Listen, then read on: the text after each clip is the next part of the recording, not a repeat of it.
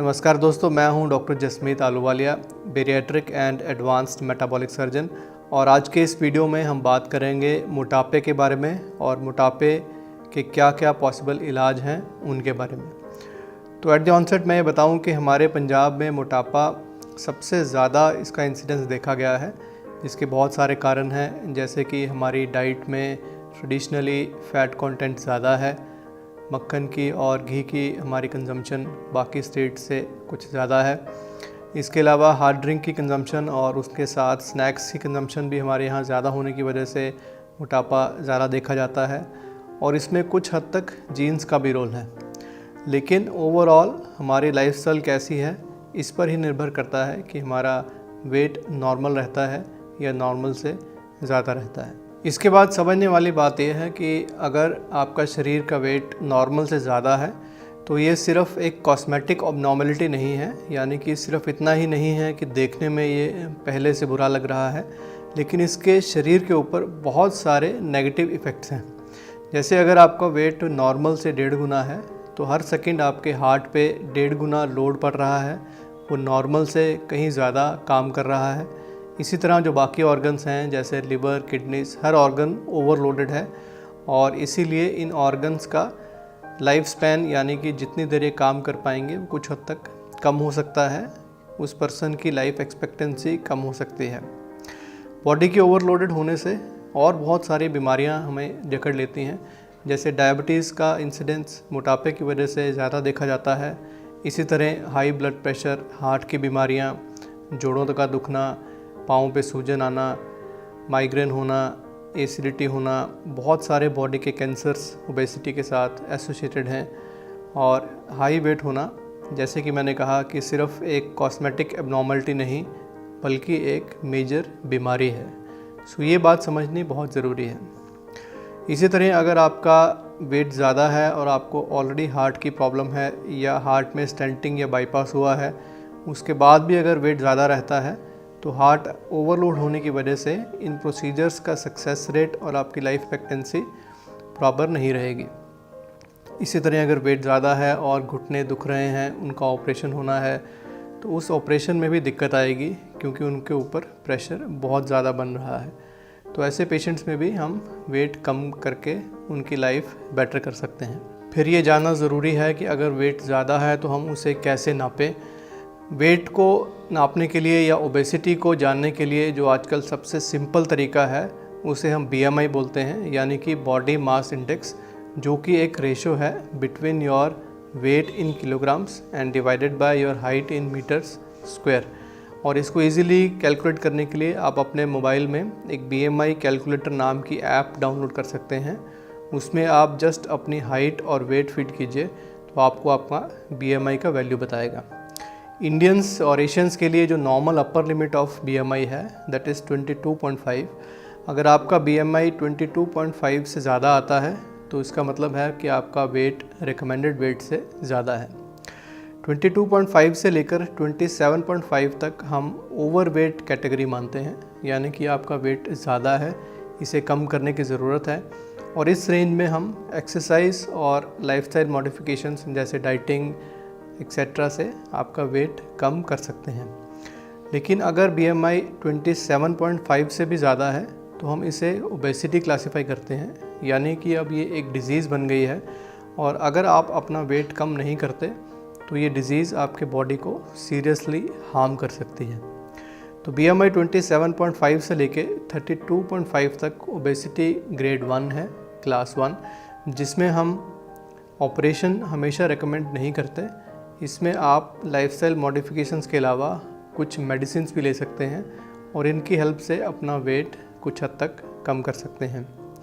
लेकिन अगर BMI 32.5 से भी ज़्यादा है और अप टू 37.5 है तो इन कंडीशंस में अगर आपको एसोसिएटेड कोई और प्रॉब्लम है, जैसे कि मोटापे से जुड़ी हुई बीमारियां जैसे diabetes, high blood pressure, high cholesterol etcetera, तो इन पेशेंट्स में बेरियाट्रिक सर्जरी रिकमेंडेड है। बेरियाट्रिक सर्जरी से वेट कम करके ना ही सिर्फ आप वज़न कम कर सकते हैं, बेटर लाइफ जी सकते हैं, इसके साथ जुड़ी हुई जो बीमारियां हैं उनसे भी आपको निजात मिल जाती है। इसी तरह अगर वेट BMI 37.5 से भी ज़्यादा है और इन कंडीशंस में इवन आपको अगर कोई एसोसिएटेड प्रॉब्लम नहीं भी है तब भी बेरिएट्रिक सर्जरी रिकमेंडेड है, क्योंकि अब वेट इतना ज़्यादा है कि वेट ही आपकी बॉडी को सीरियसली हार्म कर सकता है और इसे ज़रूर कम करना चाहिए। इसके बाद हम आपको एक ब्रॉड आइडिया देंगे कि ऑपरेशंस वेट कम करने के किस किस प्रकार के हैं, ताकि जो आपके मन में डाउट्स हैं और वरीज़ हैं उनसे आपको कुछ हद तक क्लियरेंस मिले। सो जो डाइटिंग और अदर लाइफस्टाइल मॉडिफिकेशंस हैं वो लोग बहुत जल्दी अपना लेते हैं, क्योंकि उन चीज़ों से उनके मन में कोई डर नहीं है, और जब बात किसी ऑपरेटिव प्रोसीजर की आती है तो बहुत सारे डाउट्स हमारे मन में उभरने लगते हैं। सो हम आपको बहुत डिटेल में या हर प्रोसीजर की एग्जैक्ट डिटेल तो इस वीडियो में नहीं दिखा पाएंगे, लेकिन हम आपको एक जनरलाइज आइडिया देंगे कि आपके पास क्या क्या ऑप्शंस हैं जिनसे आप अपना वेट पहले से कम कर पाएंगे।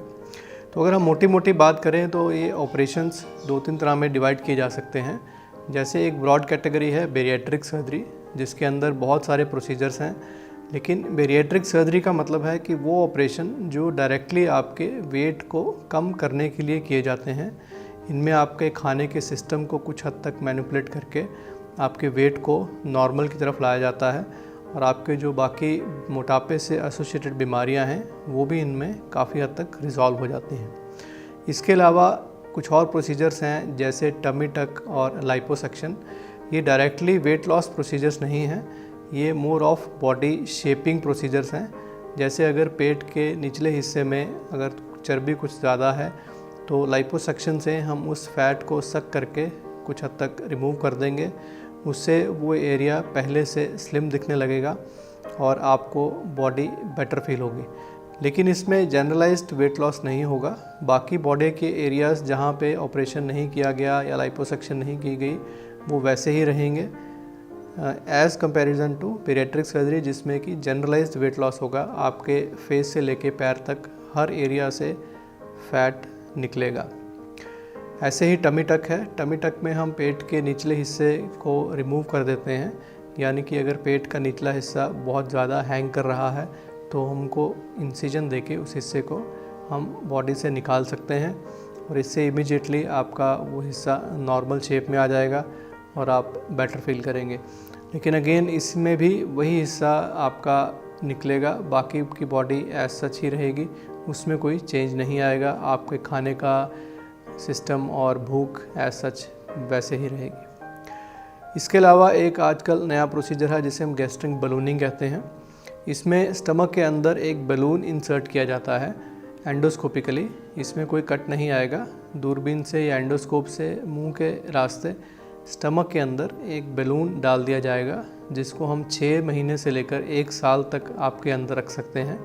बलून स्टमक के अंदर होने से स्टमक के खाने की कैपेसिटी कम होती है, प्लस कुछ और हार्मोनल चेंजेस से धीरे धीरे इसमें भी वेट लॉस होने लगता है। लेकिन 6 महीने से 1 साल के अंदर हमें ये बलून निकालना होता है, और उसके बाद आपकी बॉडी एज सच हो जाएगी, जैसे पहले स्टमक था वैसा ही हो जाएगा, और आपको स्ट्रिक्ट लाइफस्टाइल मॉडिफिकेशंस, खाने की रेस्ट्रिक्शंस मेंटेन करनी पड़ेंगी, अदरवाइज़ आपका वेट दोबारा रीगेन हो सकता है।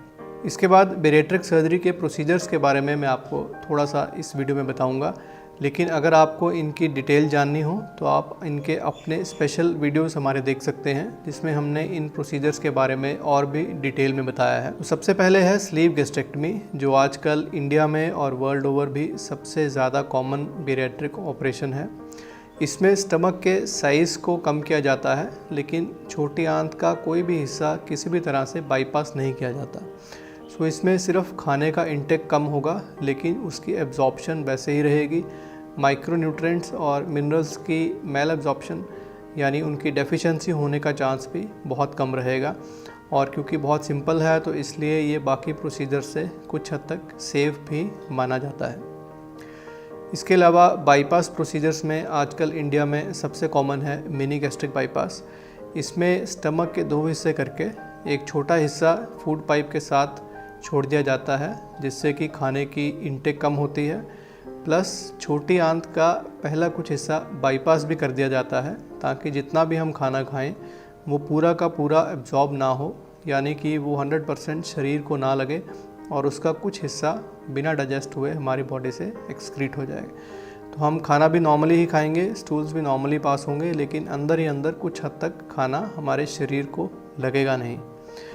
सो इनमें से कौन सा प्रोसीजर बेटर है, कौन सा करवाना चाहिए, ये कोई स्ट्रेट फॉरवर्ड आंसर नहीं है, लेकिन फिर भी एज अ जनरल गाइडलाइन अगर किसी का BMI 45 से कम है, उसके टेस्ट नॉर्मल हैं, उसको डायबिटीज़ नहीं है, रिफ्लक्स डिजीज़ नहीं है, तो ऐसे केसेस में हम सिंपल प्रोसीजर यानी स्लीव गैस्ट्रेक्टमी कर सकते हैं, जिससे वेट भी अच्छा कम होगा और किसी तरह का न्यूट्रिएंट डेफिशिएंसी होने का चांस भी बहुत कम रहेगा। लेकिन अगर BMI 45 से ज़्यादा है या पेशेंट को डायबिटीज़ है, तो ऐसी कंडीशन में हम मिनी गैस्ट्रिक बाईपास प्रेफर करते हैं, क्योंकि इससे वेट लॉस बेटर होगा इन कंडीशंस में और डायबिटीज़ की रेजोल्यूशन भी स्लीव के मुकाबले बेटर देखी गई है।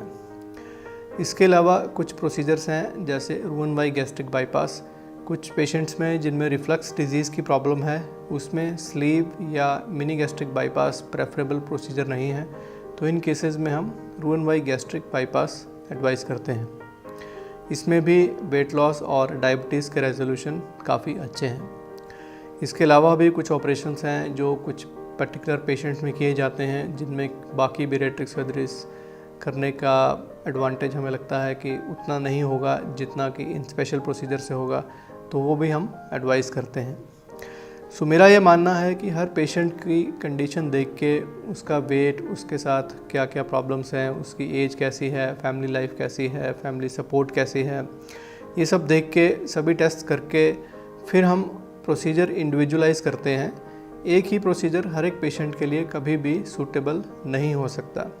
तो अगर आपका वेट ज़्यादा है, BMI 32.5 से ज़्यादा आ रहा है या BMI 27.5 से ज़्यादा है और आपकी डायबिटीज़ कंट्रोल नहीं हो रही है, तो आपको एक डेडिकेटेड बैरिएट्रिक और मेटाबॉलिक सर्जरी सेंटर को विज़िट करना चाहिए, अपने आप को एग्ज़ामिन करवाना चाहिए और अपनी इस बीमारी से बाहर आना चाहिए। आप जितने लंबे समय तक अपने आप को ज़्यादा वेट के साथ ज़िंदगी बिताते रहेंगे, उतने ही टाइम तक आपकी बॉडी को हर सेकंड हार्म होता रहेगा और आपके सभी बॉडी ऑर्गन्स को एक हद तक डैमेज हो जाएगा और आपकी लाइफ एक्सपेक्टेंसी कम होती जाएगी। So as soon as possible आप एक अच्छे सेंटर को विज़िट करके इस प्रॉब्लम से छुटकारा पाइए।